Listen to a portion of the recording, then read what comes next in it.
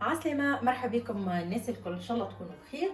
اليوم باش نحضر مع بعضنا وصفة ياسر بنينة واقتصادية اللي هي المسفوف او المحكك الجابسي، من اروع ما تجربوا. اول حاجة حطيت لهنا في الكسرونة كمية متاع زيت، زيت نباتي، وعملت معاها شوية زيت زيتون. هذه الكمية اللي حطيتها.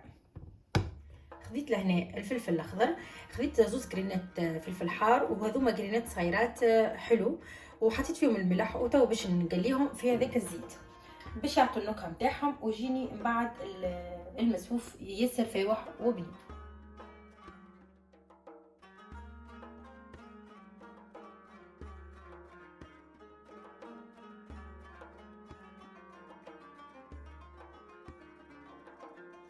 بعد ما نحو الفلفل باش نرمو البصل. عندي لهنا زوز روس بصل متوسط الحجم، نجمو تعملوا اكثر لكم الاختيار، يجي فيه البصل بزايد عادي. حطيت راس نتاع ثومه وبشرتها بالطريقه هكيه، وتوا باش نقليهم في الزيت.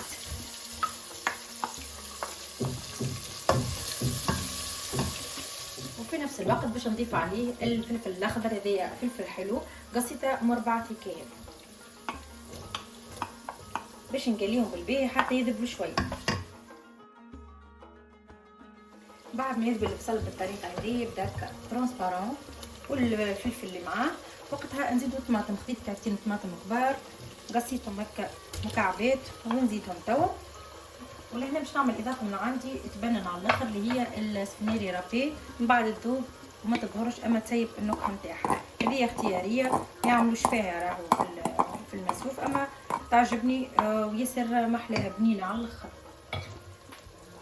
وكل واحد يطيب كيفاش الحاجات اللي يحبها. لهنا باش نخليهم يشكشكوا بالكدا مع بعضهم حتى يذوبوا بالبيه، يذبلوا بالكدا بالكدا. توا باش نبدا نفوح، باش نزيد طماطم معجونه.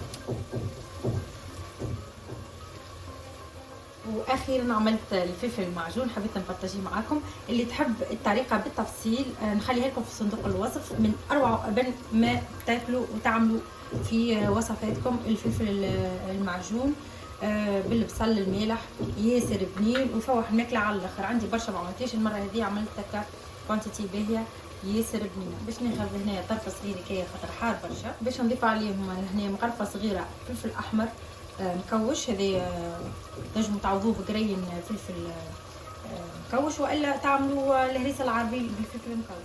نضيفوا عليهم البزار، باش نعمل هنا زوز مغارف صغار معقلين، ما يعادل مغرفه كبيره. لهنا باش نضيف الملح.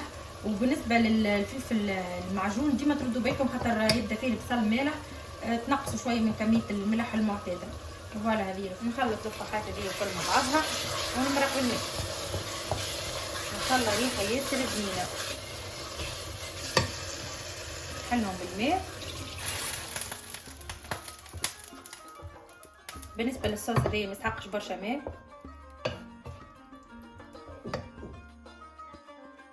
حسيتها نقص شويه حروره، دونك باش نزيدها مغرفه صغيره هريسه عربي، زيد تعطي نكهه ياسر محلاه. لهنا بالنسبه ليا البسباس ناخذ كونتيتي هكا باهيه ونعملها في الصوص. سينو اللي يحب يعملها مع تتفور مع المسفوف لكم الاختيار، اما نحب هذاك في الصوص تسيب نكهتها اكثر. نجموا تضيفوا معاها كان تحبوا السبناخ والمعدنوس، تزيد زاده بنه على بنه، الكلها اضافات تنجموا تضيفوها. راه فوالا نحرك هكايا، وتوا باش نخليه يطيب بالكدا بالكدا. نتعاد نحضروا مع بعضنا المسفوف. اول حاجه نعملوها نحطوا شويه ملح، تنجموا تحطوا الكركم، تنجموا تحطوا الفلفل الكحلي، لكم الاختيار. لهنا باش نعمل جوز الملح، وباش نعمل معاه زيت الزيتونه، ونبسس الكسكسي نتاعي بالكدا بالكدا باش تجيني من بعد كل كعبه مفركعه ناخدها.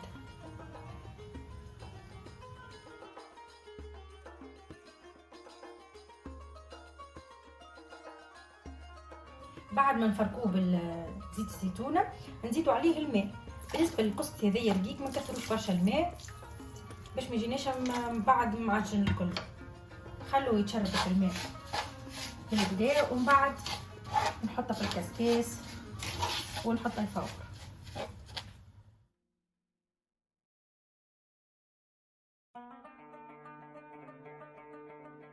الصوص لهنا حضر طفيت عليه ديجا.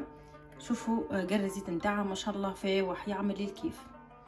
توا باش نخلطوا المسفوف ونشوفوه في طبق التقديم.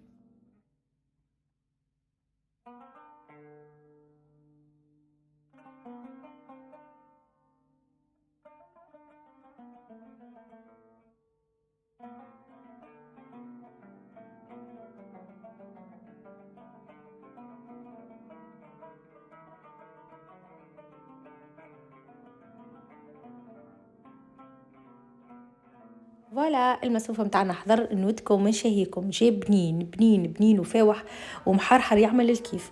جربوا الطريقة ومتأكدة باش تعجبكم على الاخر.